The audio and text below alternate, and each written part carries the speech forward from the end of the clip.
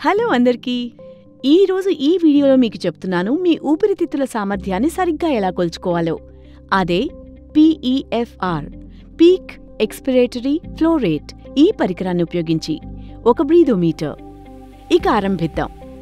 ఒక బ్రీదోమీటర్లో కింది భాగాలుంటాయి. ఒక మౌత్ పీస్, పాయింటర్, స్లాట్ ఇంకా స్కేల్. మొదట బ్రీదోమీటర్కి మౌత్ పీస్ని జత చేయండి. ఇప్పుడు పాయింటర్ని స్లాట్తో పాటు మౌత్ పీస్ వైపుకు జరపండి, అదింక ముందుకు జరగనంత వరకు. తర్వాత వేళ్లు స్కేల్కి ఇంకా స్లాట్కి దూరంగా ఉండేలా బ్రీదోమీటర్ని పట్టుకోండి. బ్రీదోమీటర్ చివరన ఉన్న రంధ్రాలని మూయవద్దు. నుంచుని ఉండగా రీడింగ్ తీసుకోమని సలహా ఇస్తాను. మొదట గాఢంగా ఊపిరి తీసుకోండి. తర్వాత బ్రీదోమీటర్ మౌత్ పీస్ని మీ నోట్లో పళ్ల మధ్యట పెట్టుకోండి. కానీ దాన్ని కొరక్కండి. మీ పెదాలని మౌత్ పీస్ చుట్టూ గట్టిగా మూసి ఉంచండి.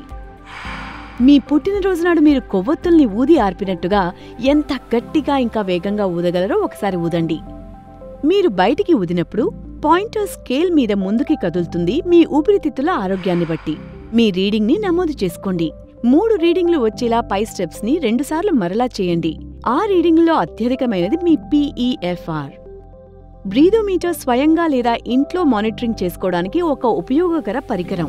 ఇంట్లో మానిటరింగ్ గురించి మరింత తెలుసుకోవడానికి మీ డాక్టర్ని సంప్రదించండి. మీరు మనసులో ఉంచుకోవలసిన కొన్ని ముఖ్య సూచనలని ఇక్కడిస్తున్నాం. మొదట, బ్రీదోమీటర్లోకి దగ్గడం లేదా ఉమ్మడం చేయకండి. ఇది రీడింగ్ని ప్రభావితం చేస్తుంది. రీడింగ్ తీసుకుంటున్నప్పుడు మీరు దగ్గినా లేదా ఉమ్మినా ఓ కొత్త రీడింగ్ తీసుకోమని సిఫార్సు చేయబడింది. రెండవది, బ్రీదోమీటర్ని ఎప్పుడూ కింద పడేయద్దు. ఇది పరికరం ఖచ్చితత్వాన్ని దెబ్బతీస్తుంది. ప్రోడక్ట్ మీద మరిన్ని వివరాలకు ప్యాక్ ఇన్సర్ట్ని పరిశీలించండి లేదా breathefree.comలో లాగాన్ అవ్వండి.